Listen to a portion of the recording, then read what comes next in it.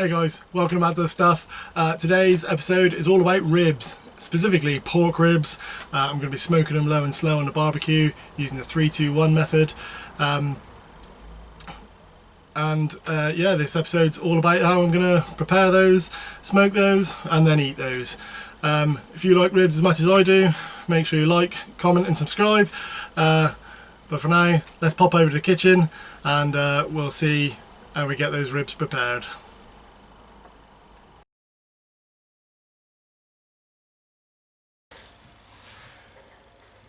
Hey guys, welcome to the kitchen.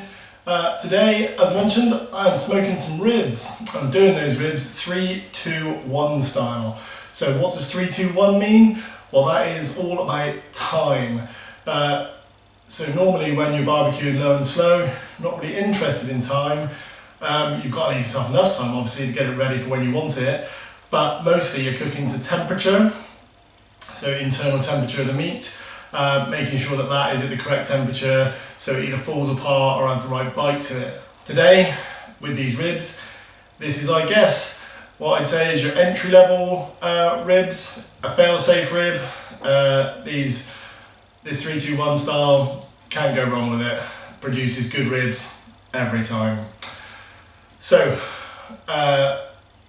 the 3-2-1, so that is 3 hours of smoking. So that's just your ribs rubbed in the rub of your choice and smoked, and you let heat and fire do its thing for 3 hours. After that, you do a wrap and you add in a braising liquid, and then you're letting that braise the meat for a good couple of hours back on the heat in a wrap of foil. And then the last hour is where you sauce it up and just let the sauce set. So that's the 3-2-1. Remember, that's 3 smoke, 2 wrap, 1 sauce. So what have we got today? So what are we going to be using? Well, obviously I've got some ribs. I've also got some rub. I've got a knife for just cleaning this up in a bit. I've got another knife, and I'll explain why I've got 2 knives. And I've got some olive oil, so that's for the prep of the ribs. For the wrap, you're going to need some tin foil, some apple juice, and some butter. And then for the sauce, you can either make your own barbecue sauce, or today I'm going to be using Sweet Baby Ray's barbecue sauce at the end. So that's the 3-2-1 essentially. And I've also got my thermometer. This will just keep an eye on the temperature inside the smoker while we're cooking today. So let's have a look at these ribs. So 1 whole rack of ribs. These are bone side up at the moment, and what they've got is, so just looking at these ribs, they've got a bit of hard fat, and there's a membrane on these bones. The other side looks pretty good in terms of its meatiness. So you've got a lot of meat on the bones there. So what I'm going to do is just give these a bit of a tidy up. So I'm going to be using a sharp knife just to take off any of these hard bits of fat that are lying around. So you can see there's some hard chunks of fat just on the top here. So I'm just going to remove those with my sharp knife.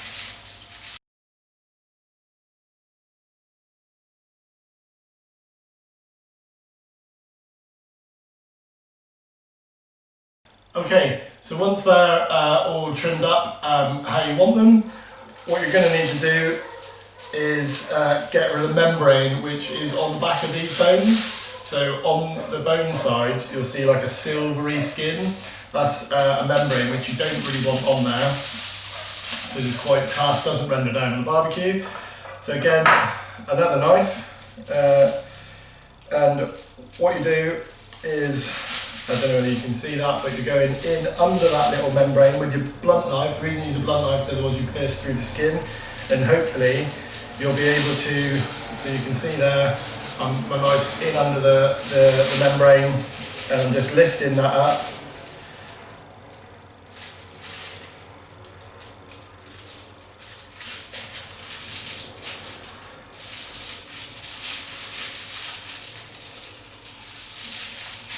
So you're just lifting that up.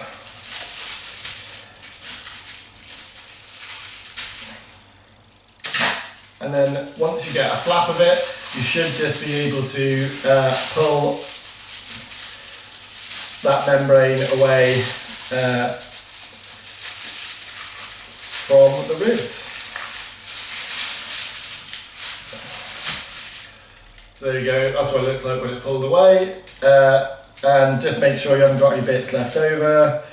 Give it one final trim. Okay, so for the rub today, I'm going to be making my own rub.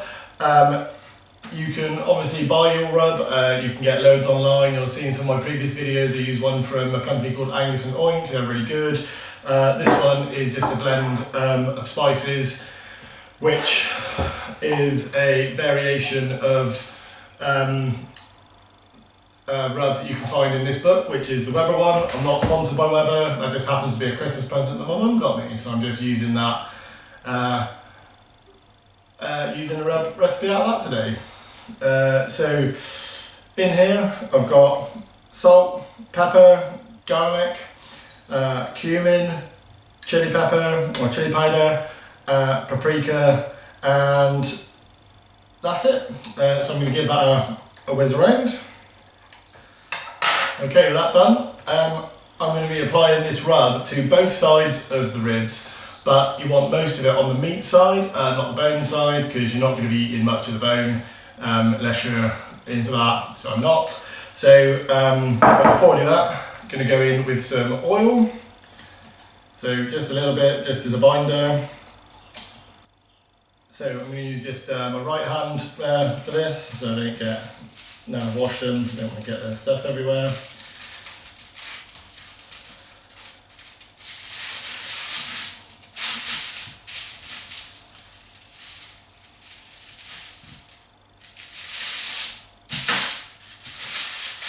Okay, so let's go with the rub. You want quite a liberal coating, just pat it in. Don't get too sensual with it, just pat it all over.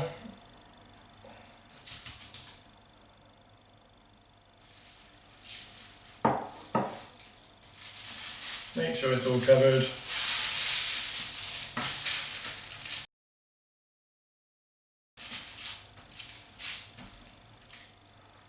And they are ready for the barbecue. So lighting the barbecue today, because I know I need 6 hours, I'm doing the minion method. So that's adding lit coals on the right, so one chimney full, to about a chimney full of unlit coals in the bottom of the barbecue. And the idea is that the lit coals slowly light the unlit coals as time goes on. Charcoal today is Big K's restaurant quality grade charcoal. I use that because it's readily available to me and burns clean, so you don't get any additives giving you that chemically smell, because the flavour I want to add is from a smoke wood, not some additives in some bad charcoal. With the water bowl in the Weber Smokey Mountain, I am filling that 3/4 full with hot water, so it doesn't take so much energy to heat the water, and I'm covering it in foil to help with clean up later.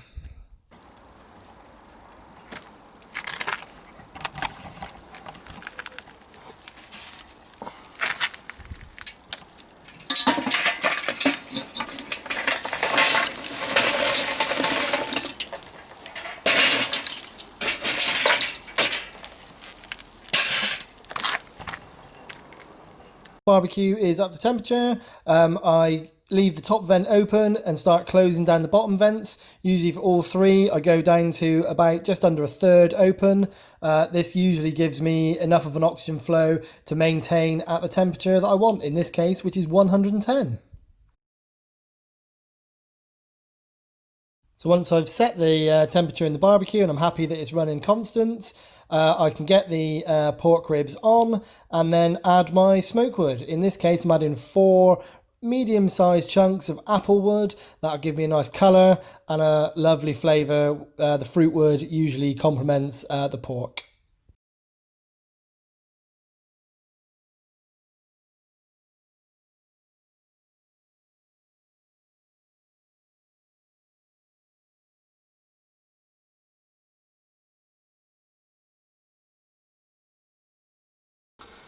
So now that the ribs are on, you just want to leave the ribs now to let the smoke and the fire do their thing.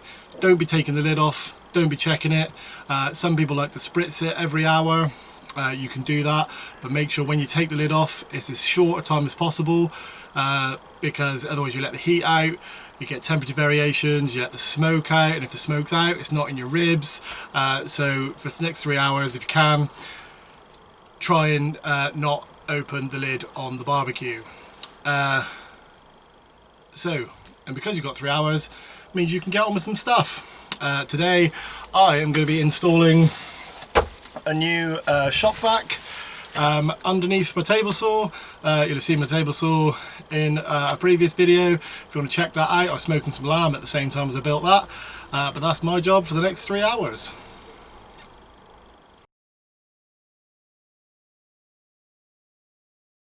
So for those of you interested in what I've been up to while my ribs have been on, that is the table saw table I built. I've just moved the shelf down to the bottom where I've had to make some modifications to it so I can fit a new shop vac in, which will help with dust extraction. So that's what I've been up to. Okay, so it's been 3 hours. We've got some foil ready to wrap, some apple juice and some butter. One day I will get a table out in my garden and not just use this edge of my strawberry bed, but for now that's what I'm using. So let's see what these ribs look like.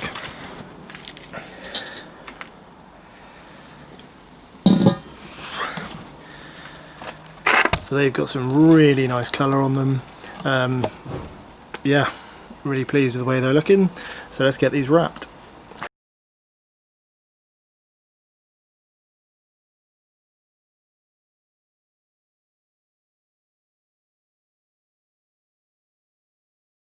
And then we go back on the barbecue, meat side down.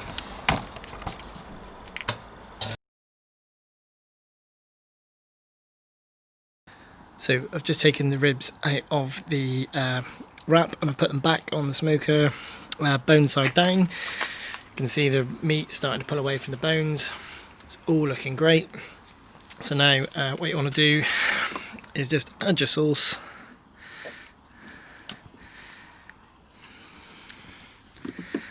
And give it a little brush.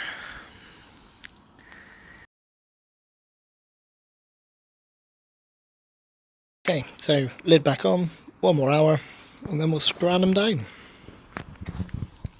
So with 1 hour to go, it's now time to start thinking about what sides you're going to have with your ribs. I'm doing just like a classic slaw and some sweet potato fries.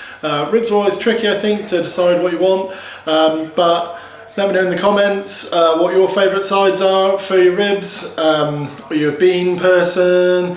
You like cornbread? You classic slaw and fries? Let me know in the comments. But I'm doing some slaw and some sweet potato fries.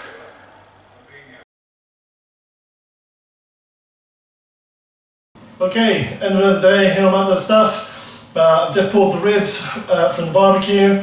They did their final hour, and they are looking amazing. I'm just going to cut into these and see what they taste like.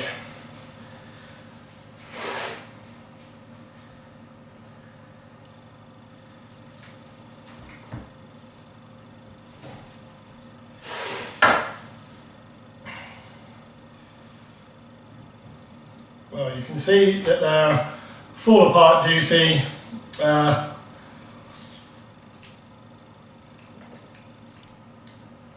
That bone just fell right out. We've got a really good smoke ring on the meat.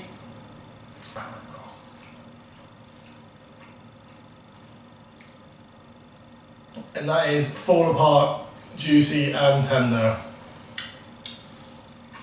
Oh yeah. Oh, you've got to love some ribs. So I've got some slaw and some sweet potato fries. I am of course going to be pairing this with beer. So tonight I've got a Freak Ale Works. I picked this up from Aldi for 99 pence. So let's see what happens.